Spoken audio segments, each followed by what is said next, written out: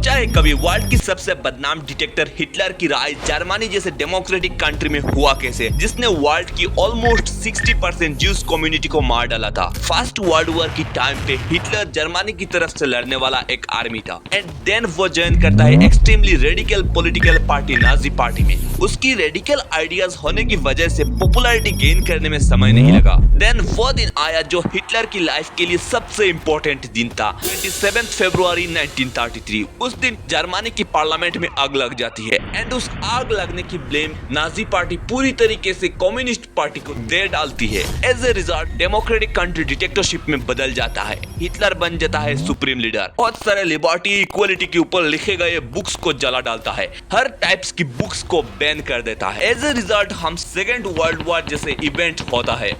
तुम Indian TV media को सच में ट्रस्ट करते हो, हाँ या नहीं? तुम्हारी आंसर इस ऑपरेशन जानने की बात तुम्हें पता चलेगा। असल में साल 2018 में एक ऐसी स्ट्रिंग ऑपरेशन जिसके कारण इंडियन मीडिया को पूरी तरीके से एक्सपोज कर दिया था। क्या था वो स्ट्रिंग ऑपरेशन और कैसे ये इंडियन मीडिया को एक्सपोज कर दिया था? कोबरा पोस्ट नाम की एक न्यूज वेबसाइट ने एक ऐसी स्ट्रिंग ऑपरेशन किया जिसके माध्यम से इंडिया की टॉप न्यूज चैनल के पास गया और उन्हें पैसा ऑफर किया हिंदुत्व एजेंडा को प्रमोट करने के लिए। लेकिन मजे की बात यह है कि ऑलमोस्ट सभी ने इसको एग्री कर दिया, इस ऑफर को एक्सेप्ट कर दिया था कि पैसा लेके पर्टिकुलर पॉलिटिकल पार्टी की एजेंडा को प्रमोट करना। This could be the reason behind 161 press freedom index rank. तुम इंडियन पॉलिटिक्स में इंटरेस्टेड हो तो तुम्हें एक वर्ड को मिलेगा, वो है जिहाद। जिहाद एक ऐसी वर्ड जिसको टेररिस्ट से लेके स्कॉलर्स तक हर कोई यूज करता है and it is one of the most favourite word of Islamophobes. अगर तुम जिहाद की लिटरल मीनिंग पे जाओ, वो है स्ट्रगल, मतलब संघर्ष। किससे संघर्ष? अपने आप से संघर्ष, और जो तुम्हें एक्सप्लॉइट कर रहा है उससे संघर्ष। मैं एक रेफरेंस तुम्हें देता हूँ, इंडियन कॉन्स्टिट्यूशन भी जिहाद को इनडायरेक्टली अलाउ करता है as a form of right against exploitation. ये इंडिया की फंडामेंटल राइट्स है। और अब इस्लामोफोब्स की बारी, वो कहते हैं कि जिहाद का मतलब फोर्सफुली किसी को कन्वर्ट करना। करो, क्या इस्लाम सच में फोर्सफुल कन्वर्शन में बिलीव करता है? No, definitely no, it's completely forbidden. किसी को जबरदस्ती इस्लाम में कन्वर्ट कराना ये कम्प्लीटली फॉरबिडन है। तुम अगर जिहाद की डेफिनेशन लेते हो, वो लेते हो ISIS बिन लादेन जैसे लोगों से। ट्रेंडिंग न्यूज ढूंढोगे तो वो है farmer protest and farmer protest के कारण पुलिस बैरिकेडिंग से लेके हर तरीके से इस मूवमेंट को रोकने की कोशिश किया जा रहा है गवर्नमेंट की तरफ से। As a result military force का भी इस्तेमाल किया जा रहा है एंड सबसे इंटरेस्टिंग चीज ये है कि मूवमेंट को रोकने के लिए ड्रोन्स की भी इस्तेमाल किया जा रहा है। अगर हम जब ड्रोन्स अटैक की बात किया जाता था तब हम सोचते थे कि मिडिल ईस्टर्न कुछ कंट्री में होगा, सो अब इंडिया में भी हो रहा है। सो इसमें ड्रोन्स के थ्रू टीआर गैस को फेंका जा रहा है किसानों के ऊपर, सो दैट मूवमेंट को उतना स्पीड से बढ़ने ना दिया जाए। अगर किसान दिल्ली में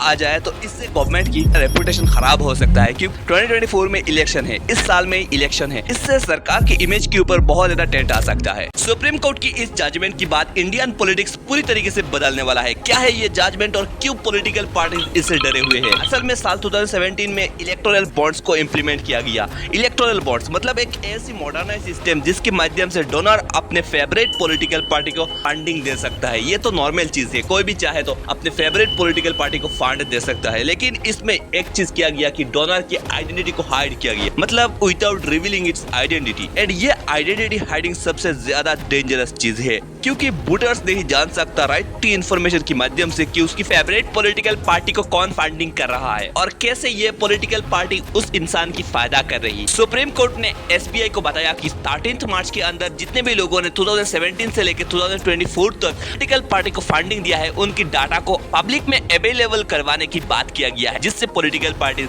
डरे हुए हैं।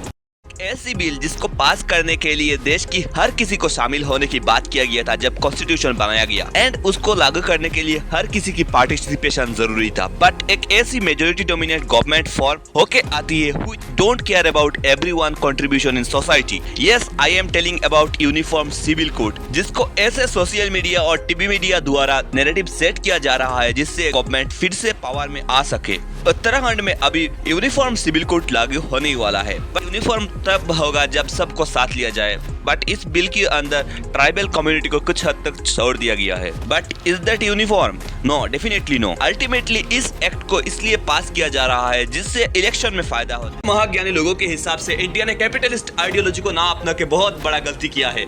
इसने इकोनॉमी को डेवलप करने के लिए एक कैपिटलिस्ट सिस्टम के बजाय एक सोशलिस्ट सिस्टम चुना, जिससे इंडिया की इकोनॉमिक डेवलपमेंट बहुत ही स्लो हो गई। ऐसी बात तो इन रिसर्चर्स को सिर्फ व्हाट्सएप से ही मिलता है। तुम उस सिचुएशन को इमेजिन करो जहां ब्रिटिशर्स ने पूरी तरीके से लूटने के बाद एक देश आजाद हुआ है एंड उस देश में एक ऐसी आइडियोलॉजी को अपनाना जिसके कारण ओपन कंपटीशन को अलाउ किया जाए। एंड ये था कैपिटलिस्ट आइडियोलॉजी की विचार जहां ओपन कंपटीशन को अलाउ किया जाता है। तुम उस सिचुएशन को इमेजिन करो जहां एक देश एक ऐसी टाइम पे इंडिपेंडेंट हुआ जहां ऑलमोस्ट 80% लोग बिलो पॉवर्टी लाइन है। उस टाइम में नेहरू और गांधी जैसे सोशल रिफॉर्मर्स ने एक ऐसी आइडियोलॉजी को अपनाया, सोशलिस्ट आइडियोलॉजी, जिसको वेलफेयर स्टेट की परफेक्ट डेफिनेशन कहा जाता है। इसमें ओपन कंपटीशन को अलाउ नहीं किया जाता, सरकार इकोनॉमी को कंट्रोल करती है सो दैट इनकम इनइक्वालिटी ज्यादा ना हो। एंड साथ ही साथ ओपन कंपटीशन को अलाउ कर दिया गया तो अमीर और भी अमीर होता जाएगा एंड गरीब और भी गरीब होता जाएगा। ऐसी कैपिटलिस्टिक कारण की वजह से इंडिया ने सोशलिस्ट आइडियोलॉजी को अपनाया। पिछले वीडियो में मैंने बताया था इंडिया ने क्यों सोशलिस्ट आइडियोलॉजी को अपनाया। तुम में से कोई एक ने कमेंट किया व्हाई 1991 में मनमोहन सिंह ने इंडियन इकोनॉमी को ओपन कर दिया।